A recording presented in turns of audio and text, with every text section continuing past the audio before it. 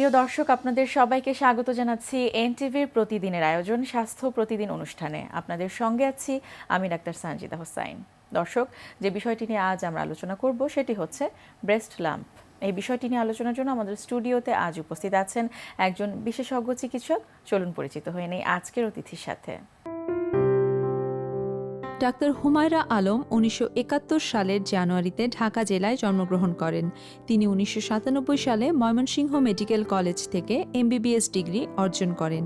এরপর তিনি চিকিৎসা বিজ্ঞানে উচ্চতর এফসিপিএস ডিগ্রি লাভ করেন। বর্তমানে তিনি ইউনাইটেড হাসপাতালের অবস্ট্রেটিক্স এবং গাইনি বিভাগের কনসালটেন্ট হিসেবে কর্মরত আছেন। আপনাকে স্বাগত জানাচ্ছি ম্যাডাম। তোমাকেও স্বাগত। যেটি আমাদের আজকের বিষয় ব্রেস্ট লাম্প, তো একটু জানতে চাইবো যে আসলে এই ব্রেস্ট লাম্প বলতে আমরা কি বুঝি? সাধারণত স্তনে চাকা, এটাকে আমরা ব্রেস্ট লাম্প হিসেবে বলি। আচ্ছা। তো বা চাকা চাকা ভাব, এটা নিয়েও পেশেন্ট রুগীরা আসে। সব সময় যে চাকা পাওয়া যাবে তা না। তো ব্রেস্ট লাম্পের মধ্যে সাধারণত আমাদের রুগীরা যেসব কমপ্লেন নিয়ে আসে যে সে একটা চাকা অনুভব করছে,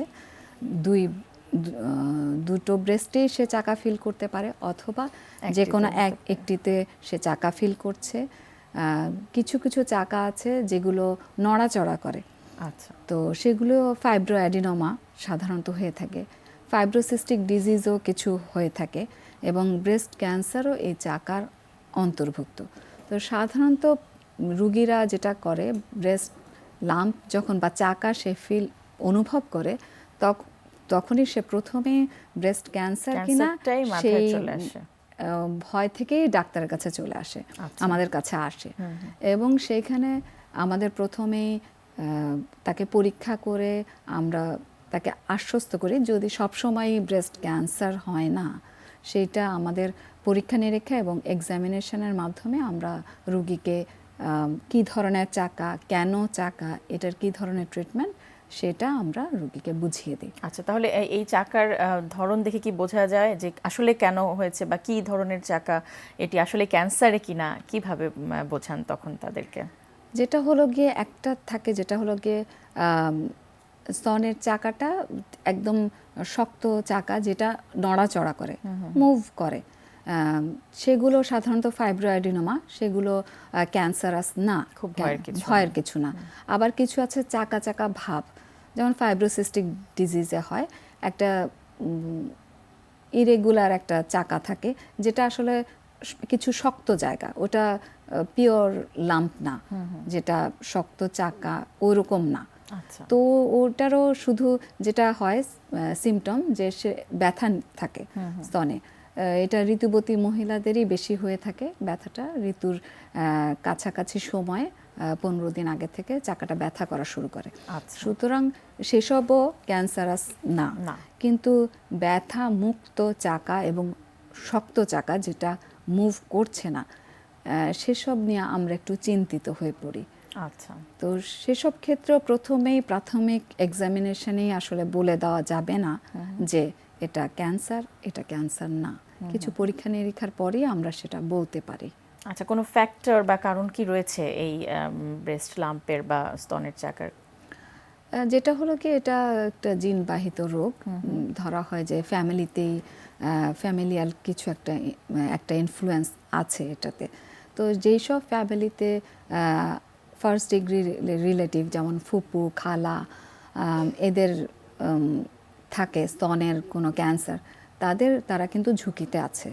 যে কোনো ঋতুবতী মহিলা তার ঋতু শেষ হয়ে যাওয়ার পরে যখন স্তনটা নরম থাকে, সেই সময় সে নিজেই পরীক্ষা করবে তার স্তন, যেটা হলো গিয়ে তার স্তনে কোনো চাকা সে অনুভব করছে কিনা, তার স্তনের যে চামড়াটা সেটা ঠিক মতন কোনো চেঞ্জ আছে কিনা, তারপরে তার নিপলটা, স্তনের যে বোটাটা, সেটা দুই স্তনেরই একই জায়গায় আছে কিনা বা ভিতরে ঢুকে গেছে কিনা, এগুলো সে নিজেই কিন্তু এক্সামিনেশন করতে পারে। এবং স্তন ক্যান্সারের রুগীরাই কিন্তু প্রথমে নিজেরাই সবচেয়ে প্রথম ডায়াগনোসিস করতে পারে, রোগটা সেই প্রথম নির্ণয় পারে। করতে পারে তার সেলফ এক্সামিনেশন। যদি সে ওইটা সম্পর্কে অ্যাওয়্যার থাকে এবং রোগটা সম্পর্কে যদি তার নলেজ থাকে, তাহলে কিন্তু সেইটাই। অনেক ক্ষেত্রেই কিন্তু দেখা যায়, দুর্ভাগ্যজনক হলেও সত্য, যে অনেক দিন ধরে হয়তো পুষে রেখেছেন, বা লজ্জার কারণে হোক বা ধর্মীয় কারণে হোক, পরিস্থিতির কারণে হোক, আমাদের দেশের নারীরা কিন্তু আসলে এই বিষয়টিতে যতটা সম্ভব মানে গুটিয়েই রাখেন নিজেকে। তো এক্ষেত্রে আসলে আপনার বক্তব্য কি থাকবে বা পরামর্শ কি থাকবে আমাদের রোগীদের প্রতি?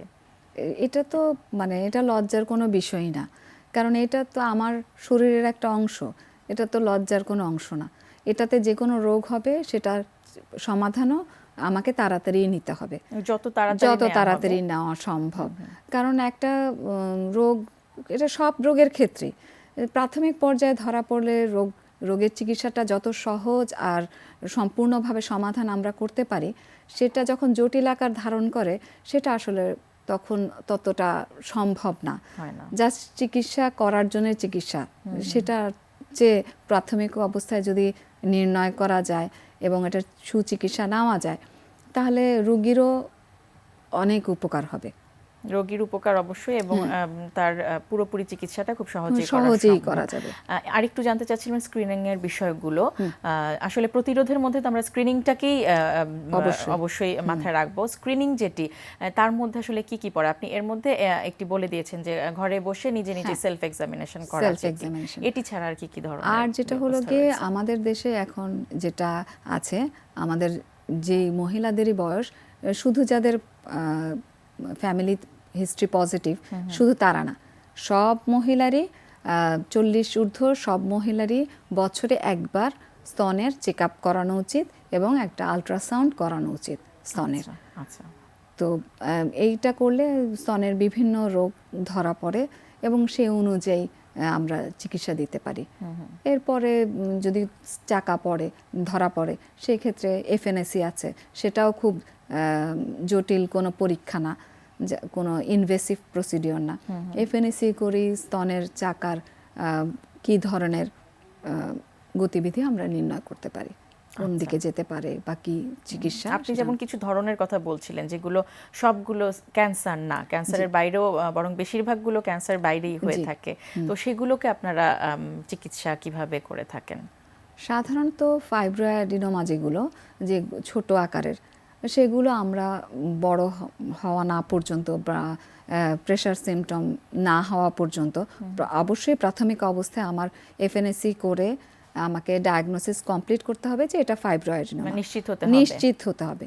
নিশ্চিত হওয়ার পরে আমরা পেশেন্টকে কাউন্সেলিং করি যে এটা ক্যান্সারের দিকে যাবে না, কারণ আমরা already fine needle aspiration cytology করে নিয়েছি যেটা ম্যালিগন্যান্সি না। সুতরাং আপনি এটা অপেক্ষা করতে পারেন। সাধারণত সার্জনরা, ব্রেস্ট সার্জনরা এটা 2.5 সেন্টিমিটারের উপরে না হলে এগুলো ফেলতে মানাই করে, ওভাবে না।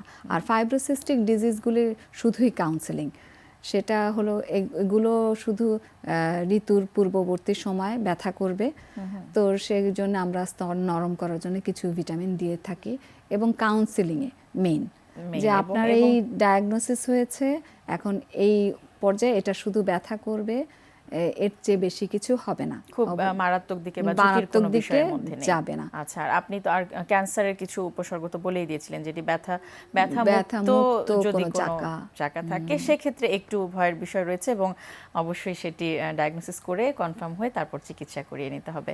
ম্যাডাম, অনেক অনেক ধন্যবাদ, অনেক গুরুত্বপূর্ণ তথ্য জানলাম আপনার কাছ থেকে। তোমাকে অনেক ধন্যবাদ। প্রিয় দর্শক, আমরা শুনছিলাম ব্রেস্ট লাম্প বা স্তনের চাকা, এই বিষয়টি নিয়ে বেশ কিছু গুরুত্বপূর্ণ তথ্য, বেশ কিছু পরামর্শ আমাদের অতিথি আমাদের দিলেন, প্রতিরোধের কিছু উপায় আমাদের বলে দিলেন। অবশ্যই সেগুলো আপনাদের উপকারে আসবে। এই পর্যায়ে নিচ্ছি একটি ছোট্ট বিরতি, বিরতির পর ফিরে আসছি, আমাদের সঙ্গেই থাকুন।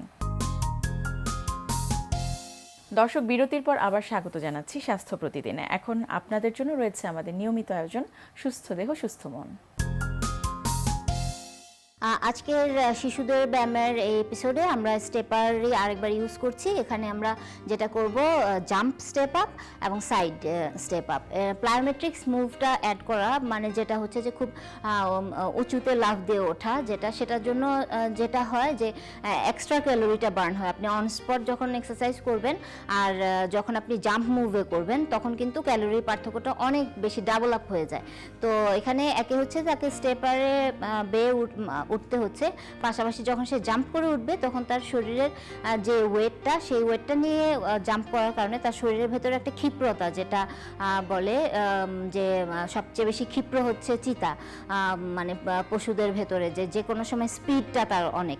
তো বাচ্চাদের হচ্ছে যে এই সময়টাই হচ্ছে গঠনের সময়, এটা পেশি হোক, মেন্টালিটি হোক বা বুদ্ধি হোক এবং ক্ষিপ্রতা হোক, সব কিছুই। তো আমাদের অল্প অল্প করে সব দিকেই নজর দিতে হবে যেন এক এক সময় এক একটা অল্প অল্প করে টাচ করার ফলে তার সে টোটালি একজন স্ট্রং হেলদি হিউম্যান বিং হয়ে গড়ে উঠতে পারে। তো আমরা এখানে দেখব যে স্টেপারে কিভাবে ওই মুভমেন্টগুলো করা যায়। আমাকে হেল্প করবে লিও।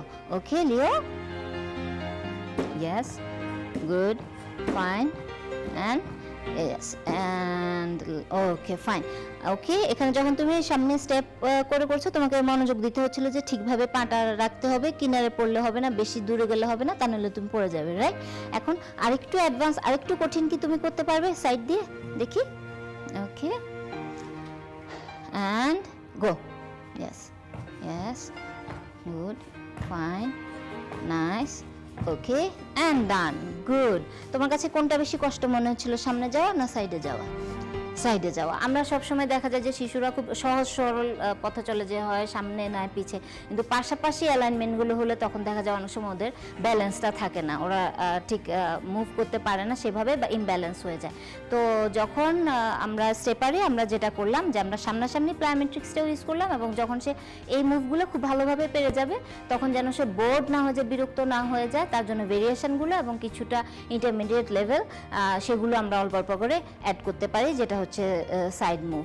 আর যদি কারো দেখা যায় যে কোনো শিশুর কোনো কারণে হাঁটুতে কোনো ব্যথা থাকে বা সমস্যা থাকে বা আঘাত থাকে বা শিশু খুব বেশি ওভারওয়েট থাকে, সেক্ষেত্রে আমরা বলবো জাম্প মুভগুলো অ্যাভয়েড করে আমরা আগের এপিসোডে যেই ব্যায়াম দেখিয়েছি বা নর্মাল স্টেপ আপ করে সে উঠবে উইদাউট এনি জাম্প, কারণ ওই ধরনের সেফটি ইস্যুগুলো মাথায় রেখেই তারপর আমাদের প্রপসগুলো ইউজ করতে হবে। দর্শক, তরল দুধ আদর্শ একটি খাবার। কি কি পুষ্টি গুণাগুণ রয়েছে তার পুরোটাই কি আমরা জানি? চলুন জেনে নেই একজন পুষ্টিবিদের কাছ থেকেই। পুষ্টি, জন্ম থেকে মৃত্যু পর্যন্ত যে শব্দটি আমাদের জীবনের সাথে ওতপ্রোতভাবে জড়িত, তাই হলো পুষ্টি। এই পুষ্টি ছাড়া প্রতিনিয়ত কোনো একটি সময় আমরা কিন্তু চলতে পারবো না। জন্ম থেকে মৃত্যুর আগ পর্যন্ত পুষ্টি ছাড়া একজন মানুষ চলতেই পারবে না। আর সর্বদা পুষ্টির কথা যদি বলে থাকি তাহলে সর্বোৎকৃষ্ট পুষ্টি হলো দুধ। দুধ বা দুধ জাতীয় জিনিস আমাদের জন্ম থেকে মৃত্যুর আগ পর্যন্ত খুব স্বাভাবিকভাবে পুষ্টি চাহিদা পূরণ করতে পারে, কিন্তু আমাদের না জানার কারণে আমরা জীবন থেকে এই অধ্যায়টিকে বাদ দিয়ে রেখেছি। হ্যাঁ, জন্মের পরবর্তী সময় তো মায়ের দুধ ছাড়া একজন শিশুর বৃদ্ধি আমরা চিন্তাই করতে পারি না, কিন্তু শুধু কি তাই? জন্মের পরবর্তী সময় থেকে নিয়ে প্রতিটা ধাপে ধাপে কিন্তু দুধের চাহিদা আমাদের থাকবে। বাড়ন্ত শিশুর যেমন দরকার, টিনেজদের যেমন তাদের যেমন দরকার, তেমনি বয়স্ক যারা আমরা 30 থেকে 40-এর ভেতরে বয়স যাদের, প্রত্যেকের জন্যই কিন্তু দুধের কথা স্বীকার করতেই হবে। প্রত্যেকের পুষ্টি চাহিদা পূরণ করতে হলে এই দুধের কোনো বিকল্প নেই। কিন্তু আমরা কেন জানি না এই একটি অতি পরিচিত এবং নিউট্রিশনে পরিপূর্ণ একটি খাবারকে সবসময় খাদ্য তালিকা থেকে বাদ দিয়ে থাকি। এবং আগে একটা সময় ছিল যখন আমরা প্রতিদিন পরিবারের সাথে একসাথে বসে দুধের খাওয়ার একটা আলাদা সময়ও ছিল, যেখানে দাদা দাদি মা বাবা প্রত্যেকে বসে দুধ বা দুধের তৈরি একটা খাবার না খেলেই যেন নয়। এখন কিন্তু আর সেরকমটি দেখা যায় না। আমাদের শিশুরা এখন অন্যান্য অনেক খাবারে অভ্যস্ত হয়ে গেছে। আমরা তাদেরকে অনেক ধরনের খাবার দেই, আমরা ফাস্টফুডের প্রতিযোগিতায় নেমে গেছি, অনেক বাজে খাদ্যাভ্যাস, চিপস জুস সব কিছু দেই, কিন্তু ভুলেই গেছি দুধের মতো একটি উপকারী খাবারের কথা। যদি পুষ্টির কথা বলি তাহলে দুধ হলো সর্বোৎকৃষ্ট এবং ক্যালসিয়ামে পরিপূর্ণ একটি খাবার, যেটা আমার একটি বাড়ন্ত শিশু থেকে শুরু করে মৃত্যুর আগ পর্যন্ত একটা মানুষের ক্যালসিয়ামের চাহিদা এবং প্রোটিনের চাহিদা পূরণ করে থাকে। দুধের প্রোটিন, যার নাম হলো ক্যাজিন, এবং দুধের প্রোটিন আমি কখনোই আর অন্য কোনো খাবার থেকে পরিপূরক হিসেবেও পাবো না। যাদের ডায়াবেটিস আছে, ডায়াবেটিসের রোগীর জন্য সবসময় দুধের প্রোটিনটি খুবই জরুরি। ইনসুলিন যারা নিয়ে থাকেন তাদের ইনসুলিনটি কাজ করতে সাহায্য করে এই দুধের প্রোটিন। এবং রাতের 1 গ্লাস দুধ একজন সুস্থ মানুষ, একজন অসুস্থ মানুষ দুজনের জন্যই পরিপূরক খাবার হিসেবে কাজ করে। যখন অসুস্থ অবস্থায় কোনো খাবারই খেতে ইচ্ছে করে না, তখন কিন্তু 1 গ্লাস দুধই যথেষ্ট, কারণ দুধকেই কিন্তু বলা হয় আদর্শ খাবার, যার মধ্যে পরিপূর্ণ রয়েছে ভিটামিন, মিনারেলস, কার্বোহাইড্রেট, প্রোটিন এবং ফ্যাট। এবং অনেকেই দুধের ফ্যাটকে ভয় পান। 100 মিলিগ্রাম দুধের মধ্যে মাত্র 13 গ্রাম ফ্যাট রয়েছে, যা আমার বডিতে সম্পূর্ণভাবেই কিন্তু ইউটিলাইজ হয়ে যায়। দুধের শর্করা, যার নাম ল্যাকটোজের কথা জানে না এমন মানুষের সংখ্যা কিন্তু খুবই কম, কিন্তু আমরা খুব অনায়াসে ল্যাকটোজ থেকে সরে যাই। আমরা যদি জানতাম এই ল্যাকটোজ আমার শরীরের জন্য কতটুকু উপকারী, তাহলে কিন্তু অনায়াসে খাবারটিকে আমরা নিতাম। এবং খুবই মজার ব্যাপার হলো, দুধের এই ল্যাকটোজ অর্থাৎ দুধের শর্করা কিন্তু দুধ ছাড়া অন্য কোনো খাবার থেকেই মিলবে না, এবং ল্যাকটোজ ছাড়া একজনের শরীরে কিন্তু কখনো ক্যালসিয়ামই অ্যাবজর্ব হবে না। তাহলে একটি খাবার অন্য একটি খাবারের কিন্তু পরিপূরক এবং হজমে সহায়ক। কাজেই খাবারটাকে পরিপূর্ণতা দিতে এবং শরীরের সম্পূর্ণ পুষ্টি চাহিদা পূরণের জন্য কিন্তু আমরা জেনে বুঝে খাবারগুলোকে অ্যালোকেশন করব। তার মধ্যে প্রতিদিনের খাবারে অবশ্যই আমরা দুধকে যুক্ত করব। সকালে এবং রাতে ঘুমের আগে 1 গ্লাস দুধ আমাদের জন্য অবশ্যই সহায়ক, এবং রাতের উষ্ণ 1 গ্লাস দুধ কিন্তু আপনাকে সারা রাত ঘুমের জন্য সাহায্য করবে এবং যে কোনো মানসিক দুশ্চিন্তা থেকে দূর করবে। দুধের শর্করা অ্যান্টি ক্যান্সার প্রপার্টিজ হিসেবে কাজ করে, কাজেই আমরা কখনোই খাদ্য তালিকা থেকে দুধটিকে বিয়োগ করব না, সবসময় এর সঙ্গে থাকব। দর্শক, স্বাস্থ্য প্রতিদিনের আজকের হেলথ টিপস। শাল দুধকে বলা হয় তরল স্বর্ণ। শাল দুধ সব রকম রোগের মহাঔষধ, তাই জন্মের পর আপনার শিশুকে এ মহামূল্যবান খাবার খেতে দিন।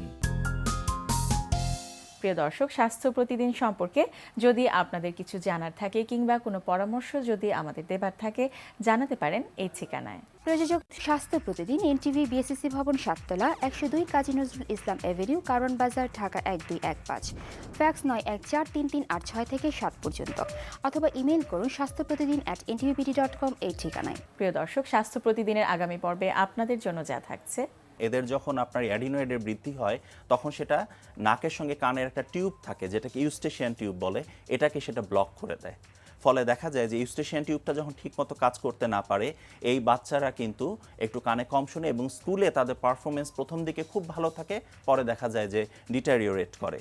এরা যখন টিভি দেখে তখন টিভির ভলিউমটা অনেক বাড়িয়ে দেয়। অনেকে বিরক্ত হয়, হ্যাঁ ছেলেটা বা মেয়েটাকে একটা কথা বললাম শুনলো না, কিন্তু ও আসলে শুনছে না বলেই কিন্তু ও বাড়িয়ে দিচ্ছে। আর এটা হলো এরা কিন্তু প্রায় কান ব্যথার কথাও বলে, কারণ ওই যে ইউস্টেশিয়ান টিউব ব্লকড হয়ে দেখা যায় তার কানের পর্দার মতো পর্যন্ত প্রদাহ হয় যখন, তখন কিন্তু তার কান ব্যথার কথাও বলে।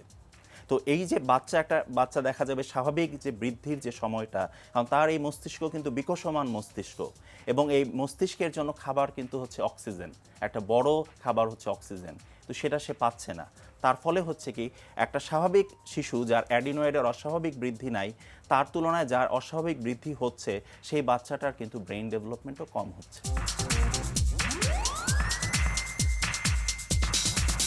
দর্শক, বিশ্বের যে কোনো প্রান্ত থেকে যে কোনো সময় আপনাদের পছন্দের অনুষ্ঠান স্বাস্থ্য প্রতিদিন দেখতে চাইলে ভিজিট করুন আমাদের পূর্ণাঙ্গ ওয়েব পোর্টাল www.ntvbd.com।